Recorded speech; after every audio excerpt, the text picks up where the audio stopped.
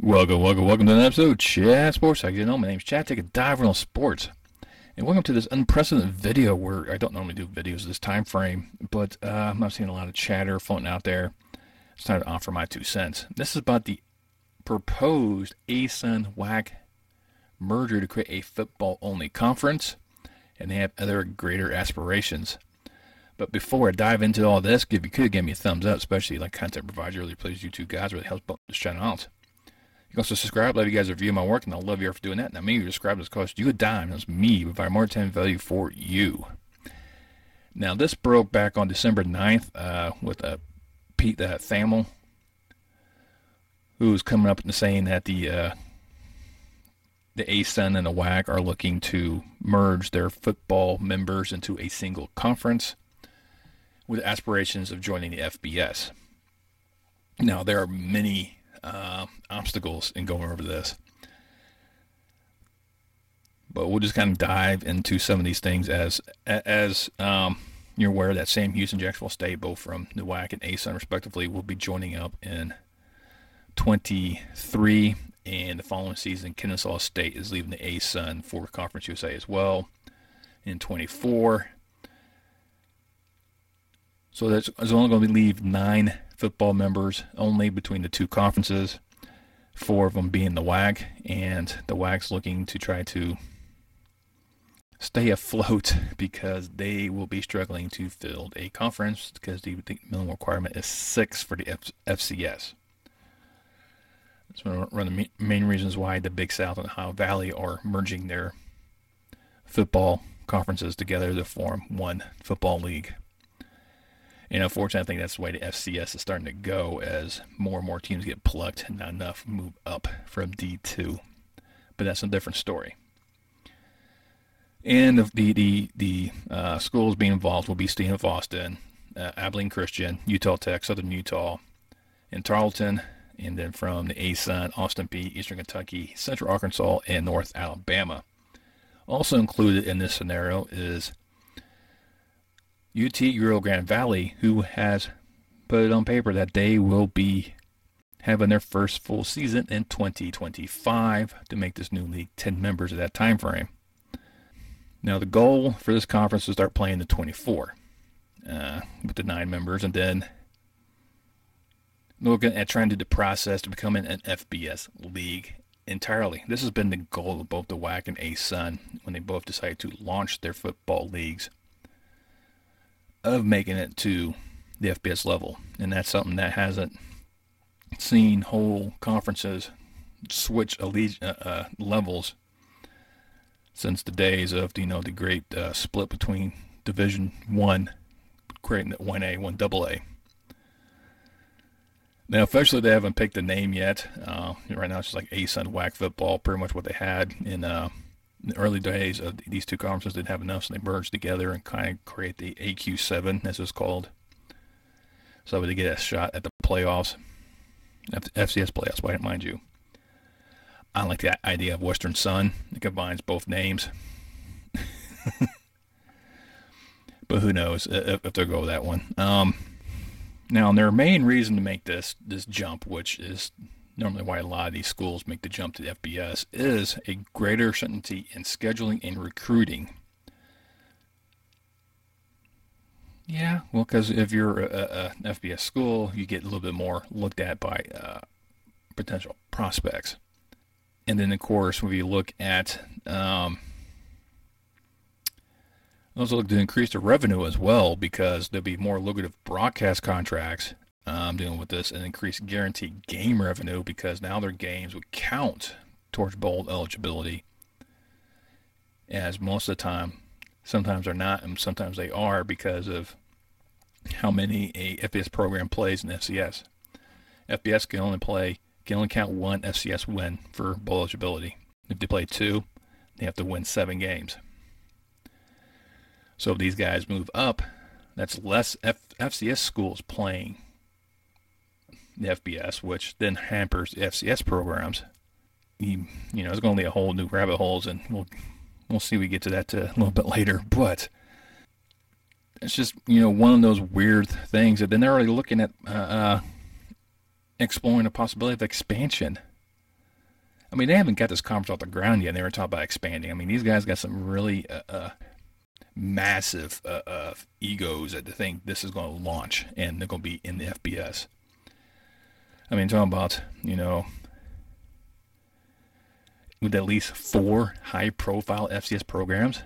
I mean, who's going to end up joining them? It's going to be, North Dakota State, South Dakota State, Furman. Who else was sitting up there? Sanford. Maybe Montana State. I mean, those are some high-profile FCS programs. I don't know if many of those are actually viable candidates to make the move, and not many of the current in the ASUN and the WAC are really a viable candidates to move. And then the process of becoming the 11th FBS league, it's not certain because there's a moratorium of NCAA Division I on single sport conferences. Ending this moratorium will require a vote from the board of directors or a creative solution for league affiliation. So right now, a merger of this aspect may not happen. Maybe they can say, hey, we can do this with FCS. We did it before. Let's go ahead and we can do it at FCS level, and maybe they'll allow that and not make the move up. But sources with knowledge of this particular agreement are optimistic of a solution to their conundrum. Because they pretty much say they feel very confident in talking with NCAA officials that they support this. There's no grounds for them to to deny it. Sure there is, but for the FBS there is, but for FCS, yeah, I think they'll allow them to merge once again because they allowed it before. They'll allow that one to happen again, but I don't think they'll allow them to move up. I don't know. And then one obstacle that is the current NCAA legislation doesn't contemplate the creation of a new FBS league being formed. There's no known mechanism in place for approval or denial of any new FBS leagues. Because there hasn't been a new league since 1999 when members of the old WAC football conference, when there was a FBS level conference, most of them, the original members, broke away and launched the Mountain West in 1999. Well, I'll say, well, what about the American? Well, that's kind of a rebranding of the Big East football conference. So, but yeah, 1999, last time the FBS had a new league. Now, generally, FCS schools have to go through a 2-year transition once they make the move up, much like the D2 has a 4-year transition when they move up to D1. And pretty much according to the NCAA handbook, before a particular institution may apply for reclassification for the next level, the institution must receive a bona fide invitation for membership from a same level conference or a conference that previously met the definition of an FBS conference. Now, unless they're going to go launch and create it as the WAC football conference and kind of go, we're the WAC, we're coming back, maybe NCAA looks at it that way and allows them to come in, or the NCAA comes like, no, you're nothing like the WAC, and just denies them all outright. There's so many different possibilities, and schools are already starting to tout that this could be a possibility, as Austin Peay has already outlined plans to make the jump in 2025. It's ostentatious, to say the least, that these programs are trying to make this type of move. And I'll go ahead and break down some of this, and we'll kind of look at this one. We'll start off with Austin Peay with their notion. Right now, their current stadium, Fortera Stadium, which is a 10,000 capacity stadium, built in 46. Last time it had any renovation done, it was in 22. It will be tied with the smallest of the current FBS. And I guess before I really jump in this one, let's go ahead and throw out. Currently, the smallest FBS stadiums are Hawaii at 10,000, Charlotte at 15.7, UMass at 17. But Hawaii is getting a brand new Aloha Stadium. They'll have 35,000 capacity in 2025, which will leave Charlotte with the smallest. But both Charlotte and UMass have an NFL stadium they can have access to, with Charlotte with the Bank of America, and then UMass can play in Foxborough.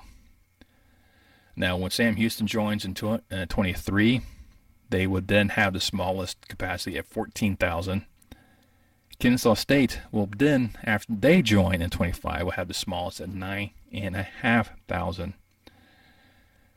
And I tossed out this idea that maybe Kennesaw State can work out a deal with Georgia State where they can split time at Center Park Stadium until they can get renovations done in Fifth Third Stadium to increase capacity probably by 10,000 more. At least get to a 19,500 capacity stadium. That could be a possibility, or they can start the process now, start building up the stadium now to increase stadium size. So for me, I am looking at 14,000 as a plateau. This is like the bare minimum you have to be. And you should have plans in place to try to increase capacity to at least 20,000, which is what Coastal Carolina sits at right now. As previously stated, Austin Peay is only at 10. Central Arkansas, in their current campus stadium, Estes Stadium, also 10,000. We could just go right down the road in Little Rock and play War Memorial, which is a 54,000 capacity stadium. I think that's a really good possibility. Eastern Kentucky, Roy Kidd Stadium, a 20,000 capacity stadium built in 69. Last renovated '09. In North Alabama, who completed their transition into Division I. They joined ASUN in 2018 from Division II. So, like I said, a 4-year process, and they're now eligible. Play in Braley Municipal Stadium, which they share with the local high school. It's a 14,000 capacity stadium. So, and then look at the WAC. You got Abilene Christian, Anthony Field. It's one of the newer stadiums, built in 2016 with a 12,000 capacity. Southern Utah and Eccles State Coliseum. I don't know why it calls it Coliseum. It's Coliseum for ants. 8,500. That's not a Coliseum. Sorry. The last time it was renovated was in '97. It's overdue. Stadium of Austin, Homer Bryce Stadium, 14,500. Definitely meets that criteria. Tarleton, still in the transition to as moving up, as well as Utah Tech. Both won't be eligible till 24. So you can talk about them making the move up to Division I, and then make another move up, Division I FCS, and move up to Division I FBS, which is another 2-year. That's 6 years without postseason play. I don't know about that one. But with them, they have spent a ton of money on upgrading their football stadium, as they have plans to have that stadium over 20,000. Tarleton might be an actual aspect. And then Utah Tech, theirs is only 10,500.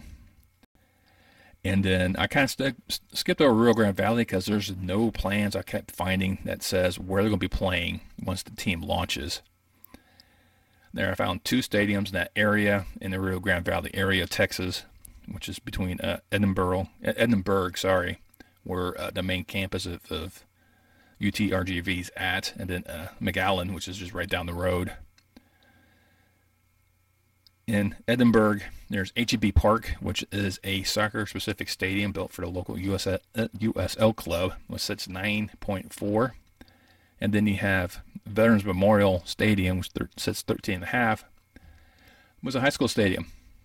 And in case you don't know, Texas loves football. It doesn't matter what level. They built stadiums for football.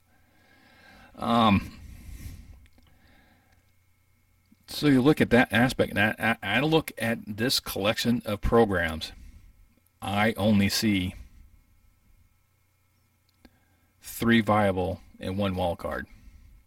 3 viable is Central Arkansas if they can get War Memorial. Eastern Kentucky, Stanford, Austin, the wild card is Tarleton. Now, I've been shunning Tarleton, Utah Tech for a while because it's like, hey, they just jumped up to Division I. Why are you trying to make them make another jump already? I mean, that's a lot of money universities are dumping into their athletic programs. Now, I get athletic programs brings in money, and I get that. And then you start getting part of some national attention, which then people start seeing you, maybe start looking into your other programs, and then you get the non-athletes possibly joining because of what your athletic programs do. So there's a whole recruiting aspect to that one, and I get that. And I get there's more money in the FBS than this FCS. However, becoming an 11th member of the FBS, who is just now in the process of expanding the playoffs, where you have your top 6 ranked conference champions and your 6 at large. What's to say that this Western Sun Conference is going to get a seat at the table? Not at all. The MAC has a hell of a time getting a seat at the table now. That 6th slot always tends to be the American lately. The Mountain West is right there, and so is the Sun Belt. So Conference USA, MAC, and then, well, like I said, I'll call this one the Western Sun. What they're doing, they're just there to be cannon fodder for the bigger programs, to get them those wins, and they're beating each other up. Now, I've heard this before, and I want to say that it's Blue and Gold. Who's a big West Virginia fan, in case you didn't quite catch that. And he's talking about that, the group of 5 or a group of 6, depending if this actually comes to fruition, creates their own playoff system.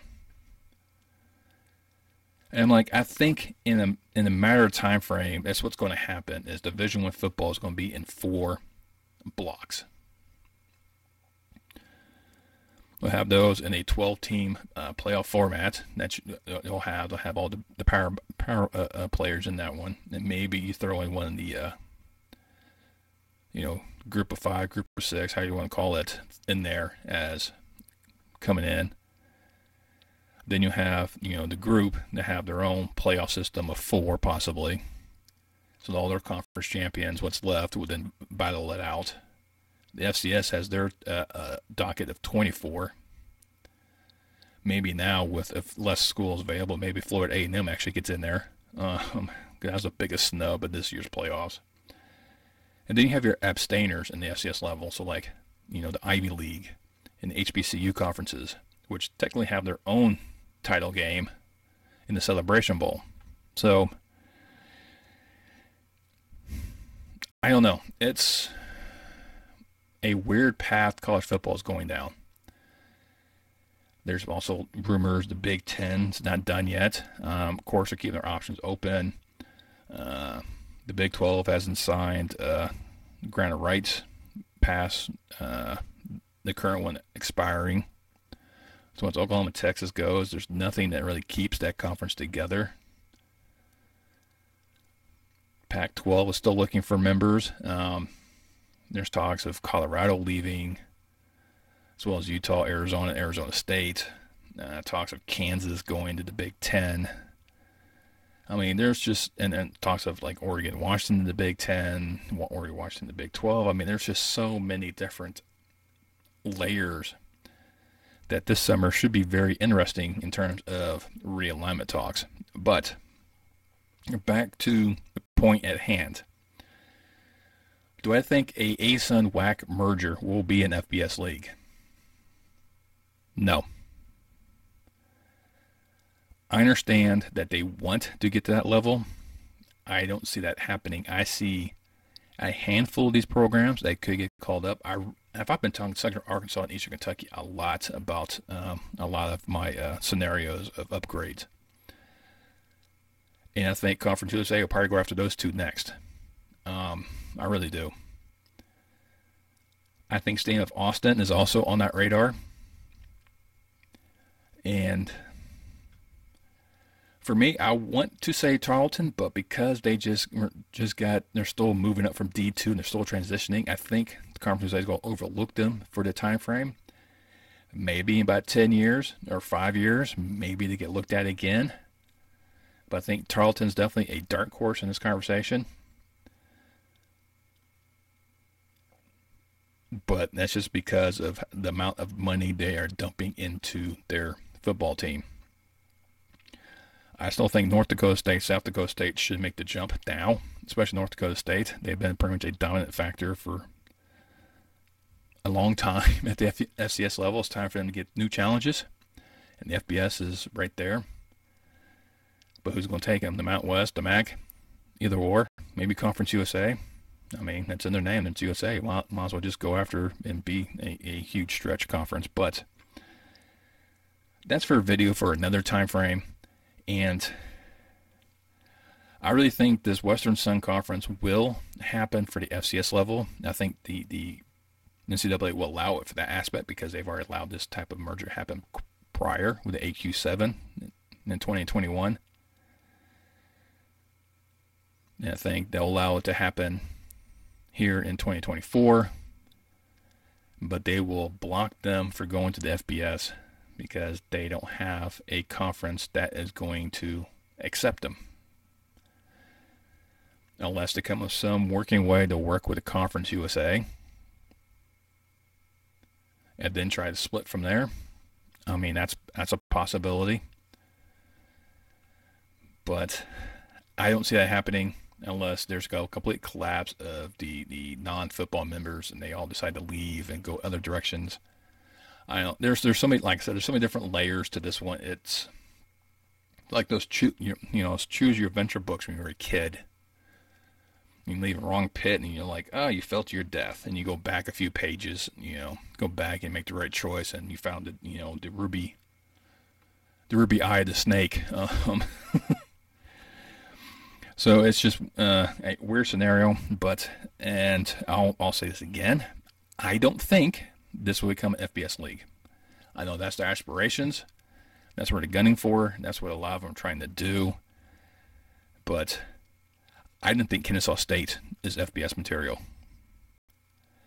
I didn't think Sam Houston was either. Or Jacksonville State, because both of them just started up these new conferences and just turned around and just stabbed them in the back. Time will tell. Just really see how this really goes. To see who is determined to go, who's not determined to go. How many FBS schools State of Texas is going to throw out there. I mean, it's come to a point where they can almost have their own 14-member league at this point, almost. But it's, I don't know. It's a unique time frame and a great time frame for me to make these type of videos, kind of go these scenarios. And with this, like I said, with this being said, I don't see them making the move to FBS, but stranger things have happened. But let me know down below what you think. Do you think these guys are inevitably tied to making the jump to the FBS, being the 11th league? Or are they going to merge, say, with Conference USA? When you're down there, you can also hit that thumbs up once again. You can share this video to your friends and family. It helps promote this channel out. Once you subscribe, make sure you click that bell and turn on notifications so next time I post any more content on my channel. And I will see you next time on Chat Sports Talk.